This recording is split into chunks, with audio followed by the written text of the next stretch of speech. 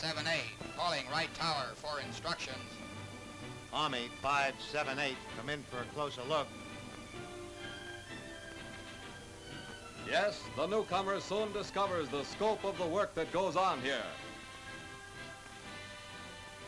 From the varied amount of aircraft which daily wheel above Wright Field, he gets his first idea of the diversity of our many projects. All manner and description of planes are flown in for analysis, testing, and exhaustive study. Foreign ships like the Hurricane and the deadly little Spitfire, the P-39, which is making such a great name for itself on the Russian front, the P-40, Chenault's Flying Tiger, the P-38, Forked Lightning, the P-47, ready for battle above the ceiling of any plane in the air today, the A-20, the attack bomber which Axis munition centers know all too well, the B-25 from Shangri-La to Tokyo, the B-24, Rommel's Egyptian headache, the B-17, the famed Flying Fortress, and the B-19, the largest land bomber yet built, a promise of things to come. These planes and many more constantly are being studied, broken down in a search for defects of all kinds. Here, work on every type of apparatus pertaining to aircraft goes forward ceaselessly. These are listening devices. They are the magic ears which spot the enemy when he is miles away. This is a laboratory of aerodynamics. Its wind tunnels are geared up to subject wings to the stresses and strains of any kind of atmospheric conditions.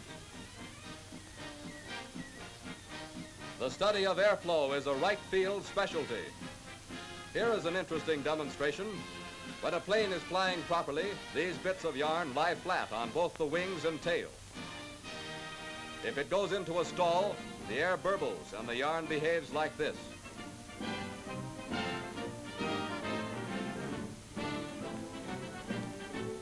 Until the pilot once again has control.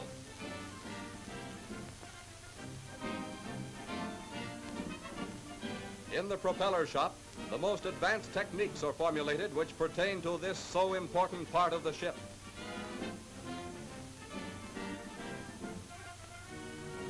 Master craftsmen, these mechanics go about their tasks with the care of jewelers working on delicate watches, deliberately, with patience and the utmost care. Balance is their watchword, and they seek it until the propeller is affected by the weight of a piece of ribbon.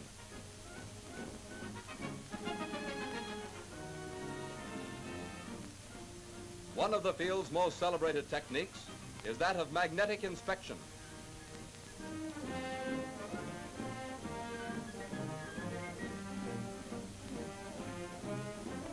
First, the metal is given a magnetizing charge. Then it is subjected to a bath of cleaning fluid. Under this continuous wet method, cracks and breakage anywhere in the object show up so clearly that they may be instantly spotted and the part discarded.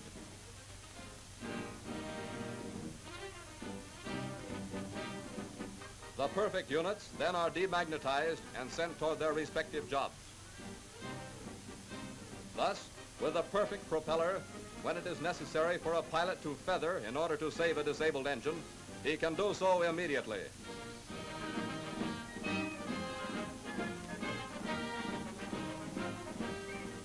Equally severe tests are given every inch of a plane's lifelines, the tubing. Exact gauges examine the flaring.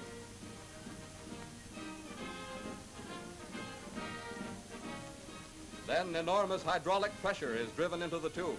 If the flare is faulty, it gives way. If well made, it will hold even when the tubing itself reaches its breaking point.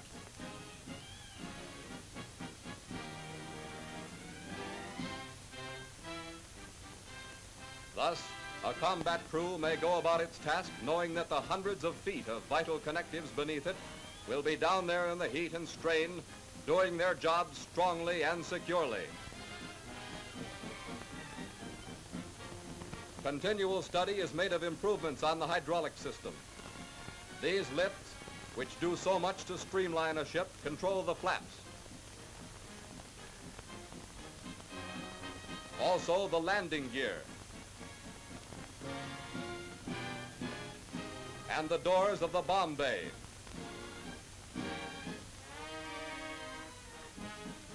Brakes have an obvious importance. They are given terrific punishment in order to reveal any possible imperfections in the different units.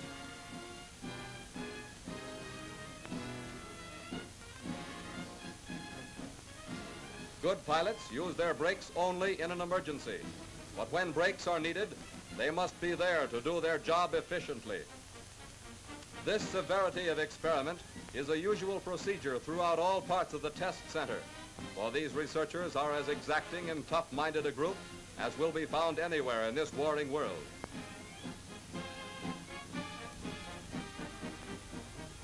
These men are experts on the harmonization of guns and sighting devices. Already, the accuracy of American firepower is a legend from Bataan to Berlin, and these mechanics are a good part of the reason why.